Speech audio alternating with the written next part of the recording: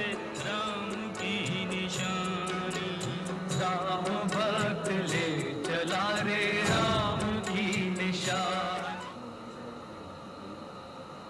नमस्कार, आप देख रहे हैं इंडिया न्यूज राजस्थान और मैं हूं आपके साथ शुभेंदु सिंह।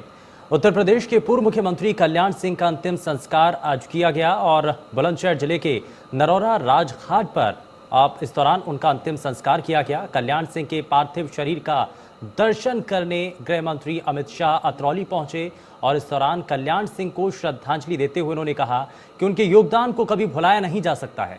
कल्याण सिंह के जीवन को याद करते हुए अमित शाह ने कहा कि कल्याण सिंह का चले जाना बीजेपी के लिए एक बड़ी क्षति है।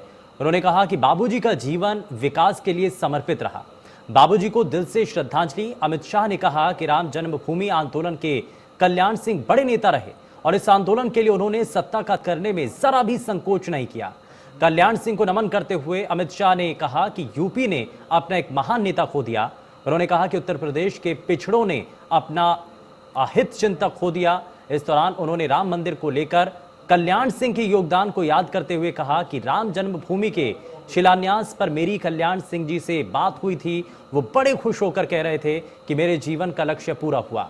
कल्याण सिंह की अंतिम यात्रा अलीगढ़ अहिल्याबाई होलकर स्टेडियम से वहां पर निकली और कल्याण सिंह की शव यात्रा में क्योंकि उनके पैतृक गांव अतरौली होते हुए नरौरा के राजघाट तक पहुंची, वहीं राजघाट पर उनके अंतिम संस्कार वहां पर किया गया।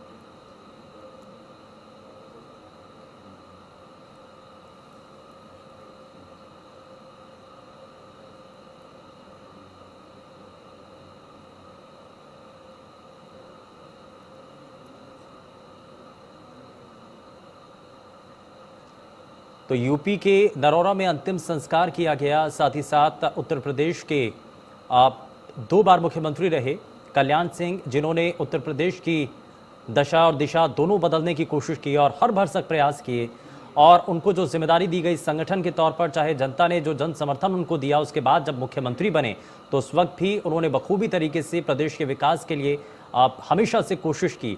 साथ ही साथ शुरुआत में जब चुनाव लड़े तो उनको हार का सामना जरूर करना पड़ा, लेकिन वो निराश नहीं हुए।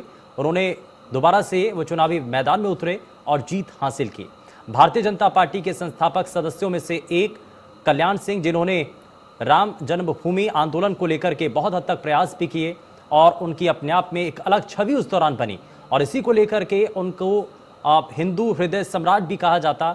एक ये अलग तौर पर पहचान उनकी बनी और साथ ही साथ ये अलग अलग तस्वीरें भी आपको दिखा रहे हैं, चाहे उत्तर प्रदेश के कैबिनेट स्तर के मंत्री हों, चाहे केंद्रीय मंत्री हों, सभी पहुंचे और सभी ने श्रद्धांजलि अर्पित की। साथ ही साथ जो जन समर्थन था, जो जनता का समूह था, वो एक बार अपने जननेता को देखना चाहता था अंतिम दर्शन के लिए। इसीलिए अहिल्याबाई होलकर स्टेडियम में जब उनके पार्थिव शरीर को रखा गया तो उस वक्त सभी ने श्रद्धांजलि अर्पित की और नमन किया।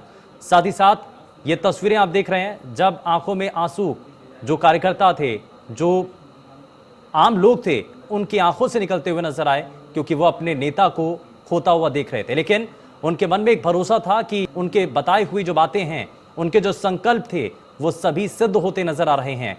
हमेशा से उनकी इच्छा रही कि वो राम जन्मभूमि परिसर को बनता हुआ देखना चाहते हैं, मंदिर को बनता हुआ देखना चाहते हैं।